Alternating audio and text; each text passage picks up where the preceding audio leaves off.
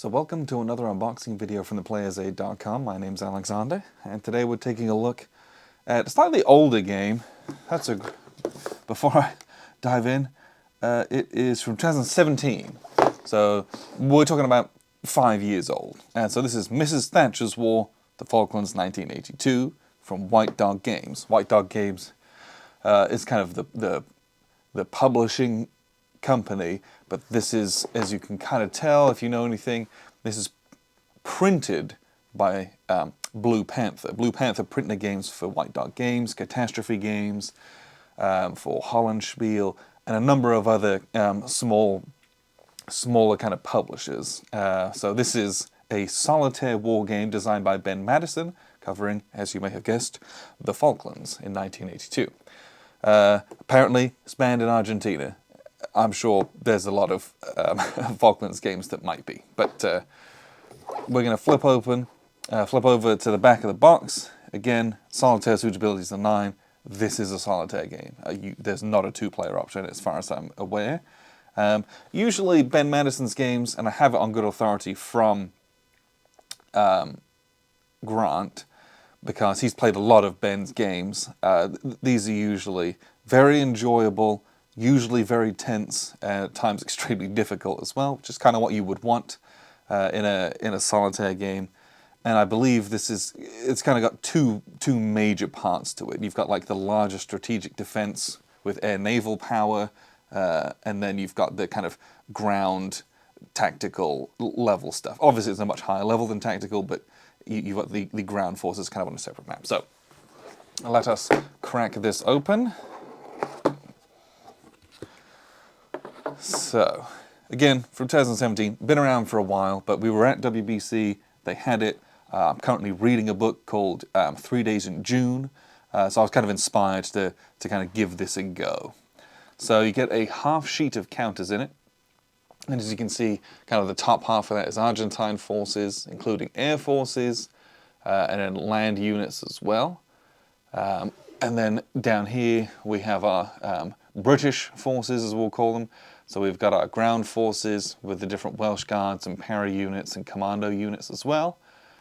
Different Chinook helicopters, lots of Sea Harriers that we've got going on there as well.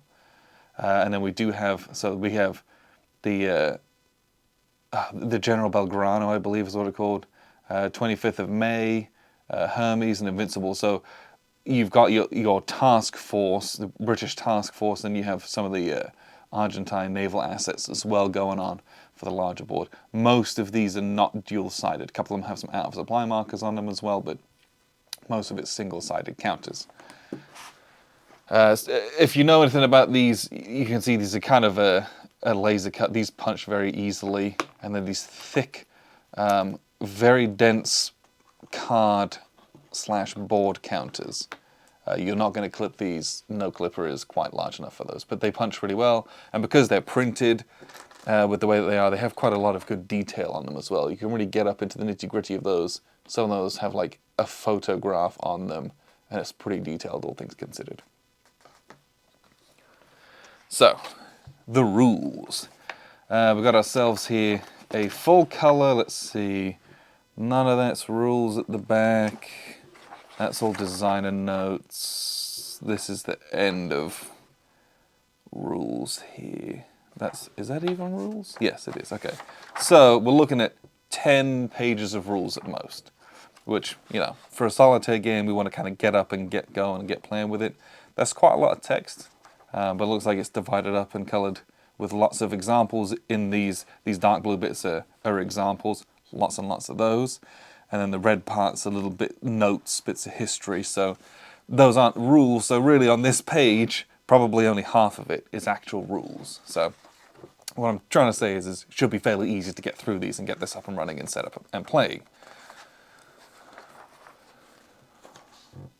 And there are, like we saw, a lot of good designer notes at the back. Everything else in here is a bunch of paper, so we will move the box out of the way. So here we've got our charts and tables play aid, which is single-sided. So we have our task force engagement table that we're going to roll 3 dice, and then we're going to reference what section we're doing on there. and then our little ground combat modifications, and then a discard pile for probably all of the trash and destroyed assets and things like that. And then a holding box for units that aren't to play. So we've got a single kind of chart play aid to go with.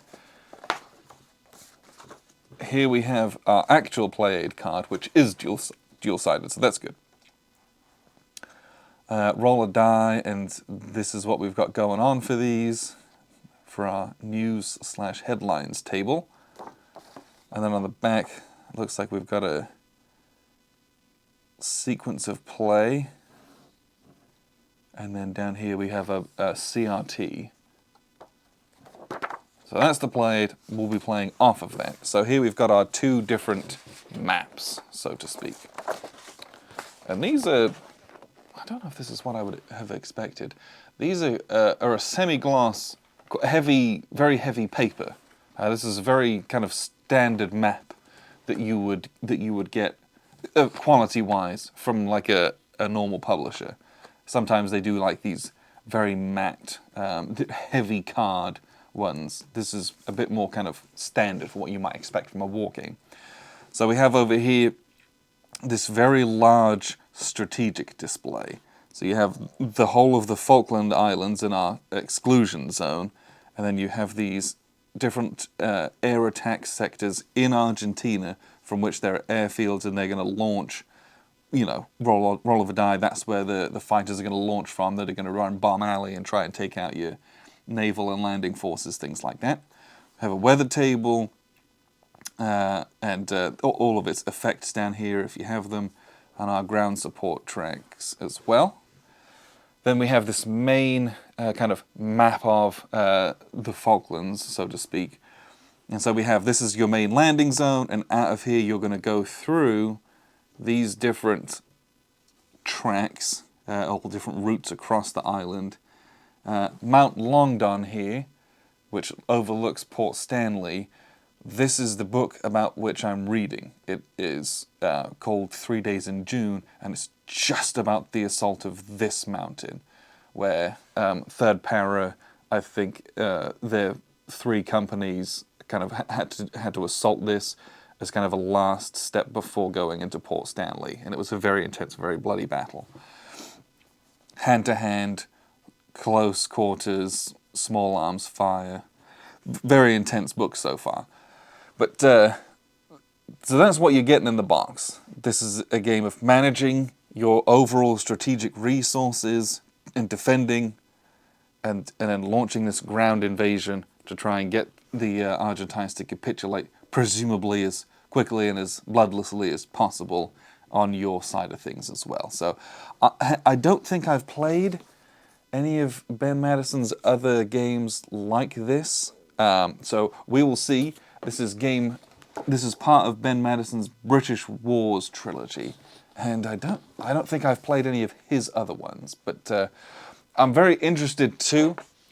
But this one, it's just been one of those games that I've seen it on the shelves and have wanted to give it a go, but in reading the book that I'm currently reading, really gave me that kind of, you know, kick in the backside to really jump in, pick this up, give it a play, and after I'm done with this, I'm going to give it to Grant because he wants to check it out as well, because he's played basically all of Ben's other games and really likes them, so hopefully this one checks all those boxes as well. Looks great. I'm very interested to see what it's like, but appreciate you very much for tuning in. I've been Alexander from thePlayersaid.com.